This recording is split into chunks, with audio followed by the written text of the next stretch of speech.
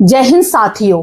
हमारे देश की आजादी के 78 साल पूरा होने के बाद और बांग्लादेश की आजादी के 55 साल पूरा होने के बाद हमारे देश में बंगाल बॉर्डर पर अर्थात भारत और बांग्लादेश के बॉर्डर पर तारबंदी की जा रही है।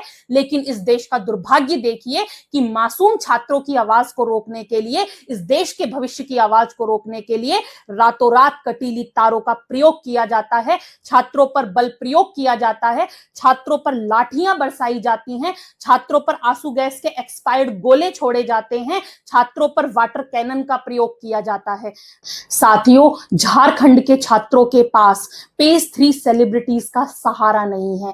झारखंड के छात्रों के पास टुकड़े टुकड़े गैंग की आजादी के नारे नहीं है। झारखंड के छात्रों के पास अपने आराध्य को गाली देने वाले कोई शब्द नहीं है। झारखंड के छात्रों के पास जुनैद की बिरयानी नहीं है, पिज्जा बर्गर नहीं है। उनके पास सिर्फ भुना हुआ चना और गुड़ है। उनके पास सिर्फ अपने भविष्य की, अपने आने वाले समय की चिंता है और उनकी आंखों में यह सपना है कि यदि मेरे प्रदेश में जेपीएससी और जेएसएससी की परीक्षाएं बिना पेपर लीक के होती हैं तो शायद मेरा भविष्य सुरक्षित हो सके और मैं अपने परिवार की अगुवाई कर सकूं।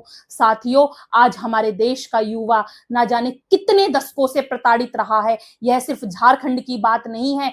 आप देखेंगे कि हमारे देश का एजुकेशन सिस्टम ना जाने पिछले कितने दशकों से कोलैप्स करता आ रहा है। हमारे देश में ऐसी शायद कोई परीक्षा होगी जो कभी लीक ना हुई हो। हमारे देश ने पिछले 7 दशकों से इस नाकाम एजुकेशन सिस्टम को देखा है। साथियों, आज समय आ गया है कि पहले चाहे जंतर मंतर पर कुछ भी हुआ हो, लेकिन वहां फिर भी हमने उसके प्रति अपनी गहरी संवेदनाएं रखी कि वह छात्रों का आंदोलन है। वहां पर छात्र अपने भविष्य के लिए सोच रहे हैं। जिस तरीके से जंतर मंतर के छात्र छात्र थे, उसी तरीके से झारखंड के छात्र भी छात्र ही हैं। इसीलिए जो विपक्षी पार्टियां जंतर मंतर पर अपनी राजनीतिक रोटियां सेक रही थी, उन पार्टियों को आज झारखंड के छात्रों की भी सुध लेनी चाहिए। राहुल गांधी जी, सिर्फ यह कहने से काम नहीं चलेगा कि बल का प्रयोग करना गलत था। जिस तरीके से झारखंड मुक्ति मोर्चा, हेमंत सोरेन इस गुनाह के जिम्मेदार हैं, उतने ही जिम्मेदार इस गुनाह में